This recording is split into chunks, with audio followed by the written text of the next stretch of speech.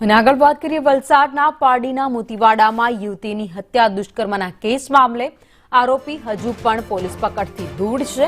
પોલીસે ઘટના સ્થળે પહોંચી બીજી વાર સર્ચ કર્યું। ઘટના સ્થળેથી બેગ મળી આવી હતી। બેગમાં કોઈ શ્રમિક શખ્સના કપડાં હોવાનું અનુમાન છે।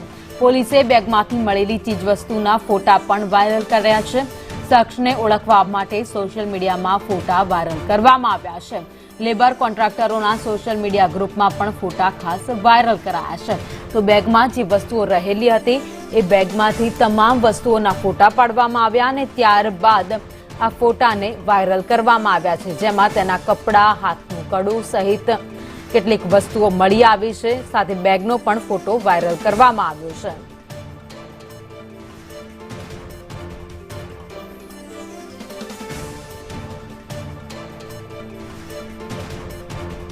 વધુ અપડેટ સાથે સંવાદદાતા જાવેદ ખાન અમારી સાથે જોડાયા છે। જાવેદ, બેગ મળી આવ્યું છે જેના ફોટા વાયરલ કરવામાં આવ્યા છે। આરોપી હજુ પણ પોલીસ પકડથી દૂર। જી બિલકુલ સાચી વાત છે। જે પ્રકારે મોતીવાડાની જે ઘટના ઘટી હતી ને ત્યાંથી જે છે એ બેગ મળી હતી ને બેગની અંદરથી કપડાં મળી આવ્યા છે અને કપડાની સાથે સાથે અનેક બીજી વસ્તુઓ પણ મળી છે, જેને લઈને પોલીસે એ દિશામાં તપાસ હાથ ધરી છે।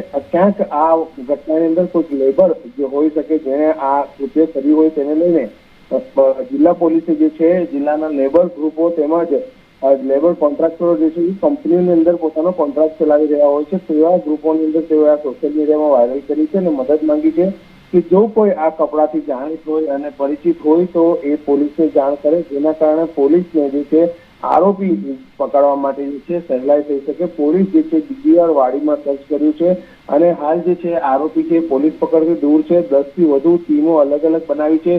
રેલવે પોલીસની પણ મદદ લેવામાં આવી રહી છે અને સાથે સાથે જિલ્લા બહાર અને રાજ્ય બહાર પણ જે છે પોલીસની ટીમ દ્વારા જે છે તપાસ હાથ ધરવામાં આવી છે। ત્યારે પરિવાર જે છે એ પોલીસની તપાસ પર આશા રાખીને બેઠું છે કે તેમની જે પુત્રી હતી તેની આ ઘટના તેની સાથે ઘટના ઘટી છે એ ઘટનાને લઈને તેઓને ન્યાય મળે।